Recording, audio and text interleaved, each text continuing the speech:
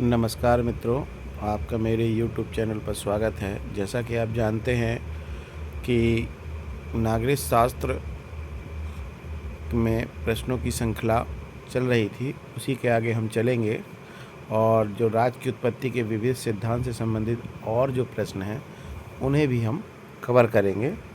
तो आपके सामने पहला प्रश्न है, निम्नलिखित में से कौन आत्मरक्षा के अधिकार को व्यक्ति का प्राकृतिक अधिकार मानता है? प्लेटो, हॉब्स, बेंथम या बर्क? तो इसका सही ऑप्शन होगा ऑप्शन बी। हॉब्स ने आत्मरक्षा के अधिकार को व्यक्ति का प्राकृतिक अधिकार माना है। इसी के साथ आप व्याख्या देख सकते हैं। हॉब्स आत्मरक्षा के अधिकार को व्यक्ति का प्राकृतिक अधिकार मानता है। हॉब्स के मतानुसार प्राकृतिक अवस्था में ही एक प्राकृतिक कानून विद्यमान था जो बौद्धिक आत्मरक्षा के नियम के रूप में था। अगला प्रश्न, निम्नलिखित में कौन सा मिलान गलत किया गया है? पहला, राज्य की बहुलवादी धारणा मैकाइवर और लास्की, राज्य की शक्ति धारणा मैकियावेली, अराजकतावादी मार्क्स और बेंथम, सर्वसत्तावादी हेगल पेरी हार्डी। तो सही ऑप्शन है ऑप्शन सी, जो कि गलत है। इसका हम व्याख्या देखेंगे। राज्य की बहुलवादी धारणा लास्की और मैकाइवर से है, राज्य की शक्ति धारणा मैकियावेली से है, सर्वसत्तावादी हेगल बेरी हार्डी से है, मार्क्स वैज्ञानिक समाजवादी तथा बेंथम उपयोगितावादी हैं। मार्क्स वैज्ञानिक समाजवादी तथा बेंथम उपयोगितावादी, अराजकतावादी पौधा और गार्डविन है। अगला प्रश्न आपके सामने ये रहा, मनुष्य राज्य की आज्ञा का पालन इसलिए करता है क्योंकि वह जानता है कि अवज्ञा से होने वाले अहित की तुलना में आज्ञा पालन अधिक उपयोगी। यह कथन किसका है? डेविडसन का है, बेंथम का है, सेबाइन का है, वेपर का है। तो सही ऑप्शन क्या है इसमें? तो सही ऑप्शन है ऑप्शन बी, बेंथम ने कहा है। हम इसकी व्याख्या देखेंगे। बेंथम उपयोगितावादी विचारक और उपयोगिता के आधार पर ही राज्य की आवश्यकता का वर्णन करता है। व्यक्ति राज्य के आदर्शों को पालन इसलिए करता है क्योंकि वह उसे उपयोगी और आवश्यक मानता है। अगला प्रश्न, निम्नलिखित कथनों में से एक सही नहीं है। राज्य अमूर्त तथा सरकार मूर्त है। समाज राज्य से व्यापक है। सरकार राज्य का अभिकर्ता है। राज्य की सदस्यता ऐच्छिक है। कौन सा इसमें सही है? ऑप्शन डी, राज्य की सदस्यता ऐच्छिक है।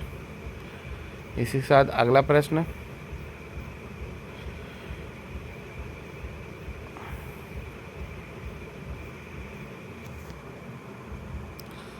अगला प्रश्न हम देखेंगे। इसी के बाद अगला प्रश्न है हमारे सामने 5वां नंबर का प्रश्न। व्याख्या आप देख सकते हैं। अगला प्रश्न है, राज्य सरकार के संसाधनों से संगठित एक व्यक्ति जो कानून का निर्माण और क्रियान्वयन करता है किसके द्वारा कहा गया है?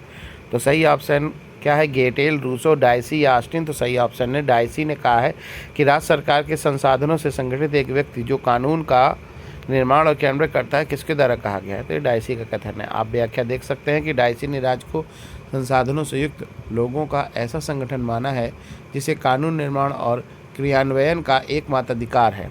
अगला प्रश्न, राज्य सिर्फ समुदाय ही नहीं वरन वह सर्वोच्च समुदाय है, यह कथन किसका है? तो यह कथन है मैक्सी का, कि फास्टर का, कि डनिंग का, कि अरस्तु का? तो सही ऑप्शन है ऑप्शन डी, अरस्तु ने कहा है कि राज्य सिर्फ समुदाय ही नहीं वरन यह सर्वोच्च समुदाय है। अगला प्रश्न, अब व्याख्या देख सकते हैं इसकी कि अरस्तु राज्य को समुदाय का समुदाय नहीं अपितु सर्वोच्च समुदाय मानता है। राज्य सर्वोच्च समुदाय इसलिए है कि वह सबके ऊपर है और अन्य सब इसके अंग में लिपटे हुए हैं। भिन्न प्रकार के समुदाय मनुष्य के अनेक आवश्यकताओं की पूर्ति करते हैं, लेकिन राज्य उन सबसे आगे है। यह मनुष्य के जीवन को सद्गुणी बनाता है और मानव के शुभ इच्छाओं की पूर्ति करता है। व्यक्ति के संपूर्ण इच्छाओं की पूर्ति राज्य के माध्यम से ही की जाती है। इन्हें तृप्त करने का अन्य समुदायों की अपेक्षा राज्य में अधिकतम क्षेत्र है, अतः निश्चय ही राज्य सर्वोच्च एवं सर्वोत्तम संस्था है। अगला प्रश्न, आधुनिक राज्य के विकास के लिए कौन सा तत्व उत्तरदायी है? वैज्ञानिक प्रगति, प्राचीन संस्कृति का पुनरुत्थान, राष्ट्रीय चेतना का विकास, धर्म का बढ़ता प्रभाव? तो सही ऑप्शन है ऑप्शन सी, राष्ट्रीय चेतना का विकास। राष्ट्रीय चेतना का स्वरूप समय और परिस्थितियों के अनुसार बदलता रहता है, परंतु हर समय में राष्ट्र तत्व उसका प्रधान अंग रहा है। राष्ट्रीयता किसी भी राष्ट्र के व्यक्तियों के मध्य एकाकी भावना होती है। इसमें देश प्रेम, देशभक्ति व देश के प्रति समर्पण की भावना छिपी रहती है और राष्ट्र हित की भावना के आगे व्यक्तिगत व सामूहिक हितों के त्याग की प्रवृत्ति पाई जाती है। यही भावना राष्ट्रीयता कहलाती है। अगला प्रश्न आप देख सकते हैं, 7वें के बाद 8वां प्रश्न हमारे सामने है। ये रहा, निम्नलिखित में से किसने राज्य के जीवधारी सिद्धांत का प्रतिपादन किया है? हर्बर्ट स्पेंसर ने, मिल्टन फ्रीडमैन ने, मार्क्स ने या बेंथम ने? किसने राज्य के जीवधारी सिद्धांत का? ऑप्शन ए हर्बर्ट स्पेंसर ने। हर्बर्ट स्पेंसर की सावयवी अवधारणा की पुस्तक सोशल स्टैटिक्स और उसके निबंधन ऑर्गेनिज्म में प्रमुख रूप से पाए जाते हैं। प्लेटो, अरस्तु आदि विद्वानों की तरह वह राज्य की तुलना जीव से न करके राज्य को स्वयं एक जीव मानता है। उसके अनुसार जीवों की तरह समाज का भी जन्म होता है और उसका अंत भी होता है। जिस प्रकार शरीर में कोशिकाओं का निर्माण और क्षय होता है, ठीक वही स्थिति समाज की है। समाज की कोशिका यानी व्यक्ति की मृत्यु होती है तो साथ साथ नई कोशिकाएं यानी व्यक्ति का जन्म भी होता रहता है। अगला प्रश्न, किसने कहा है आधुनिक राज्य का मुख्य पक्ष उसकी भूमि, शारीरिक हिंसा के साधनों पर एकाधिकार तथा उसकी वैधानिकता है? हीगल का कथन है, वेबर का कथन है, ब्लेंसली का कथन है, हर्बन फाइनर का कथन है। यह किसने कहा है कि आधुनिक राज्य का मुख्य पक्ष उसकी भूमि, शारीरिक हिंसा के साधनों पर एकाधिकार? तो ये कथन है हीगल का, कि वेबर का, कि ब्लेंसली का, कि हर्बन फाइनर। तो सही ऑप्शन ए बी, वेबर ने कहा है कि आधुनिक राज्य का मुख्य पक्ष उसकी भूमि, शारीरिक हिंसा के साधनों पर एकाधिकार तथा उसकी वैधानिकता है। ये वेबर का कथन है। राज्य की परिभाषा शक्ति के रूप में सबसे पहले मैकियावेली ने दी। 20वीं शताब्दी के आरंभ में प्रसिद्ध जर्मन समाज वैज्ञानिक मैक्स वेबर ने राज्य की समाज वैज्ञानिक परिभाषा की आवश्यकता पर बल देते हुए यह विचार व्यक्त किया, जैसे राज्य ऐसा मानव समुदाय है जो निर्दिष्ट भूभाग में भौतिक बल के विधि सम्मत प्रयोग के एकाधिकार का दावा करता है। अगला प्रश्न, निम्नलिखित में से कौन सा कथन सही है? राज्य एक कृत्रिम संस्था है, राज्य स्वाभाविक एवं आवश्यक संस्था है, राज्य एक अनावश्यक संस्था है, राज्य का व्यक्ति के प्रति कोई दायित्व नहीं है। तो सही ऑप्शन है ऑप्शन बी, राज्य स्वाभाविक एवं आवश्यक संस्था है। प्लेटो, अरस्तु आदि विद्वान राज्य को एक प्राकृतिक संस्था मानते हैं। राज्य की उत्पत्ति के ऐतिहासिक सिद्धांत में राज्य को स्वाभाविक एवं विकास का परिणाम बताया गया है। परिवार एवं समाज की तरह राज्य भी एक प्राकृतिक संस्था है। अगला प्रश्न, 10वां प्रश्न के बाद अब हम अगले प्रश्न की तरफ चलेंगे। 11वां प्रश्न आपका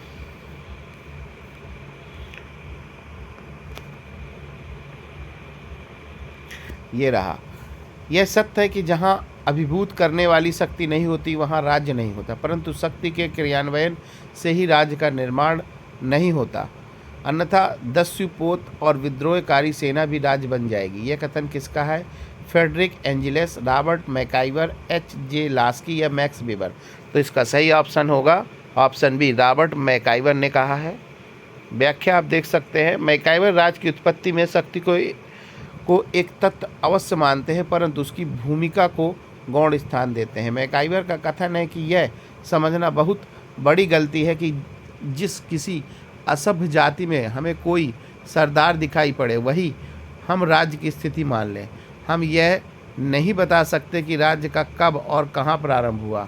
नेतृत्व एवं अधीनता की विश्वव्यापी प्रवृत्ति में यह अंतर नहीं था, परंतु जब सत्ता शासन का रूप धारण कर लेती है और रीति रिवाज कानून की शक्ल ग्रहण कर लेते हैं तो राज्य उत्पन्न होता है। मैकाइवर आगे कहते हैं, राज्य का विकास शक्ति के कारण नहीं हुआ, यद्यपि विकास क्रम में शक्ति का महत्वपूर्ण स्थान है। अगला प्रश्न, राज्य की उत्पत्ति का सबसे प्राचीन सिद्धांत दैवी सिद्धांत, शक्ति का सिद्धांत, ऐतिहासिक सिद्धांत या मार्क्सवादी सिद्धांत है? तो सही ऑप्शन है ऑप्शन ए, दैवी सिद्धांत। दैवी सिद्धांत राज्य की उत्पत्ति का सबसे प्राचीन सिद्धांत है। इसके अनुसार राज्य एक दैवी कृति तथा राजा ईश्वर का प्रतिनिधि है, अतः राजा की आज्ञा का उल्लंघन करना पाप है। राजा केवल ईश्वर के प्रति उत्तरदायी होता है। यूरोपीय तथा भारतीय दोनों परंपराओं में राज्य की दैवी उत्पत्ति का सिद्धांत मिलता है। यूरोपीय परंपरा में यह सिद्धांत राजतंत्र के युग में विकसित हुआ, जबकि भारतीय परंपरा के अंतर्गत महाभारत के शांति पर्व में राज्य की उत्पत्ति का दैवी सिद्धांत मिलता है। अगला प्रश्न, निम्नलिखित राजनीतिक दार्शनिकों के सही ऐतिहासिक क्रम को पहचानिए। Hobbes, Locke, Rousseau, Montesquieu. Hobbes, Rousseau, Montesquieu, Locke, Hobbes, Montesquieu एवं रूसो, या हाब्स, लाक, मॉन्टेस्क्यू एवं रूसो। तो सही ऑप्शन है ऑप्शन डी, हाब्स, फिर लाक, फिर मॉन्टेस्क्यू एवं रूसो।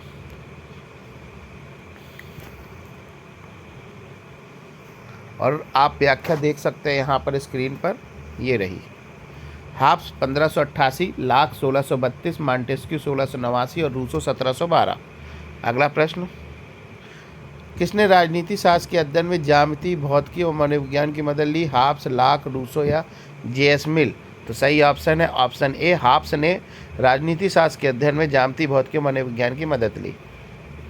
आप इसकी व्याख्या देख सकते हैं कि थॉमस हाब्स ने ज्यामिति, भौतिकी और मनोविज्ञान की सहायता से राजनीति शास्त्र का अध्ययन किया था। तत्कालीन समय में हाब्स ने अपने विचारों को वैज्ञानिक आधार पर पुष्ट करते हुए पारलौकिकवाद से मुक्त किया था।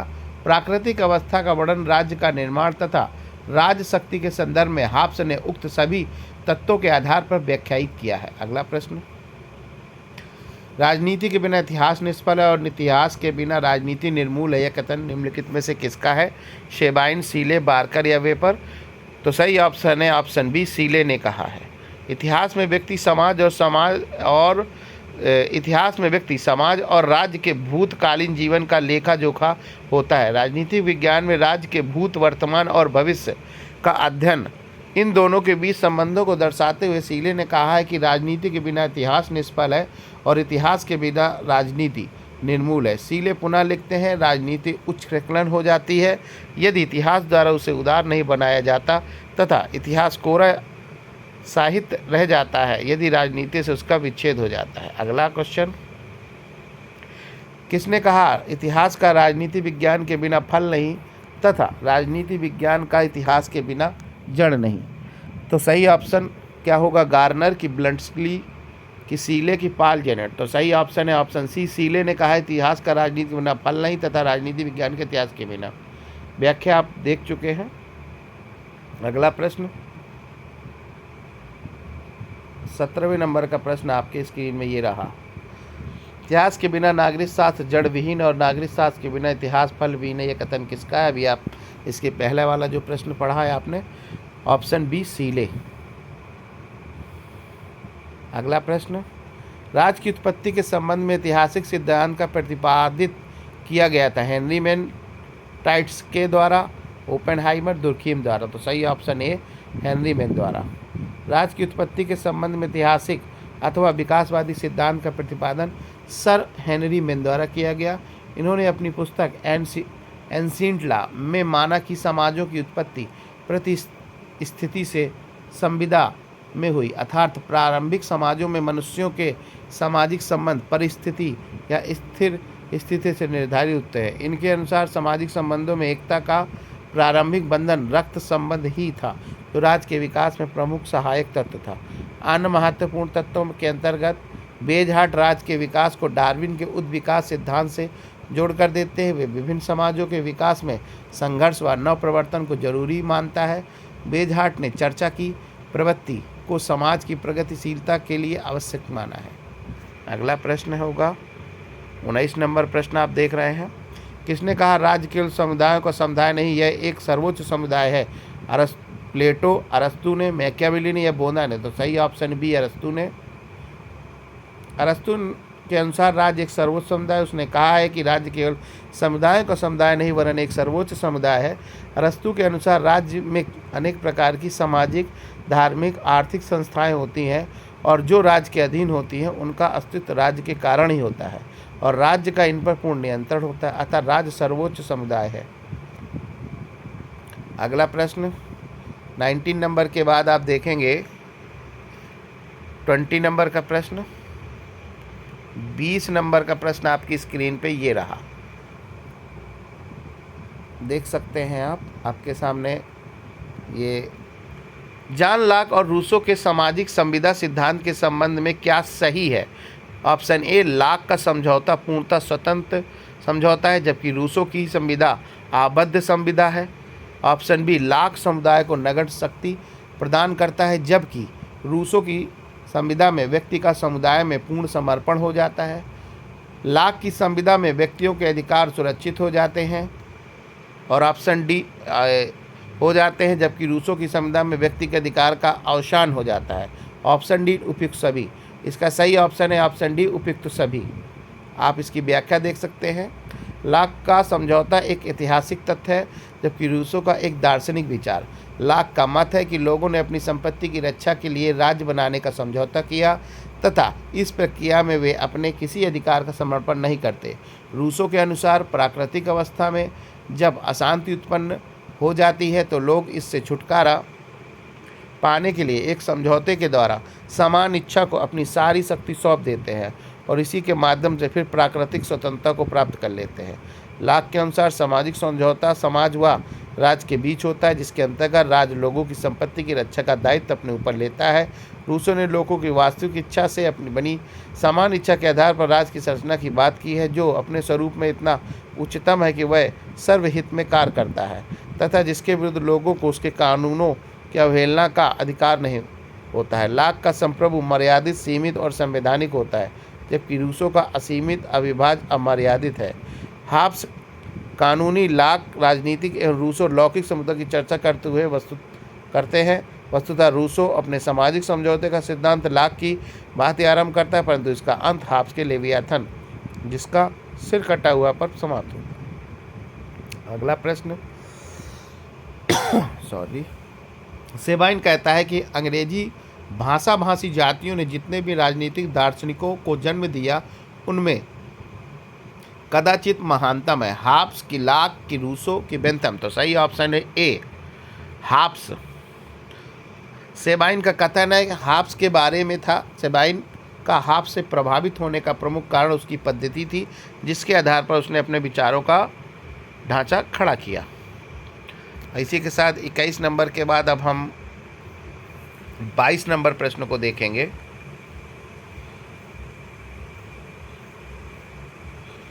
जो कि स्क्रीन पर ये रहा। हाब्स के अनुसार प्राकृतिक अवस्था में मानवीय जीवन एकाकी, निर्धन, निंदनीय, अल्पकालिक था। एकाकी किंतु शांतिपूर्ण था, सामाजिक और सहयोगात्मक किंतु दरिद्र था। उपयुक्त में से कोई नहीं।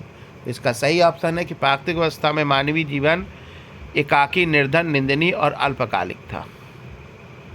हाब्स के अनुसार प्राकृतिक अवस्था मनुष्य का जीवन एकाकी, दीन, अपवित्र, निंदनीय, पाश्विक, निरंतर संघर्षित तथा अल्पकालिक होता था। इस प्रकार राज की अनुपस्थिति में अराजकता की अवस्था थी।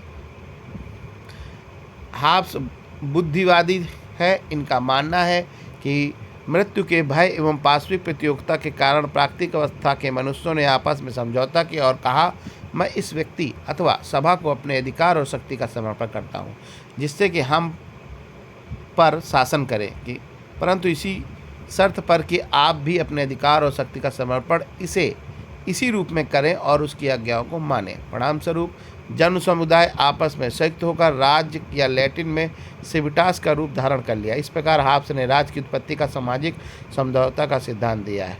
हाब्स के लिखे हुए प्रमुख ग्रंथ डी शिवे, डी कार्पोरे, लेवियाथन और एलिमेंट्स ऑफ लॉ है। अगला प्रश्न आपके सामने ये रहा। हाब्स के अनुसार प्रगति का राज्य इनका युग था। शांति एवं समृद्धि, निरंतर संघर्ष, शांति और अभाव या धार्मिक शासन। तो सही उत्तर है निरंतर संघर्ष। इनमें से किससे लाक के विचारों को प्रेरणा प्राप्त हुई? 1655 की हिंसक क्रांति, 1642 का गृह युद्ध, 1650 की स्वर्णिम क्रांति, 1688 की स्वर्णिम क्रांति। तो सही ऑप्शन है ऑप्शन डी, 1688 की स्वर्णिम क्रांति। अगला है 1688 की इंग्लैंड की स्वर्णिम क्रांति से लाक के विचारों को प्रेरणा प्राप्त हुई। लाक ने इसका समर्थन किया जिसके कारण इसे क्रांति का दार्शनिक कहा जाता है। अगला लाक का सबसे प्रमुख ग्रंथ टू ट्रीटाइज ऑन गवर्नमेंट है। लाक अपने विचारों के लिए द लॉज ऑफ एक्सेलेटिकल पॉलिटी के लेखक रिचार्ड हुकर के ऋणी थे। अगला प्रश्न 24 नंबर तक प्रश्न हो चुका है।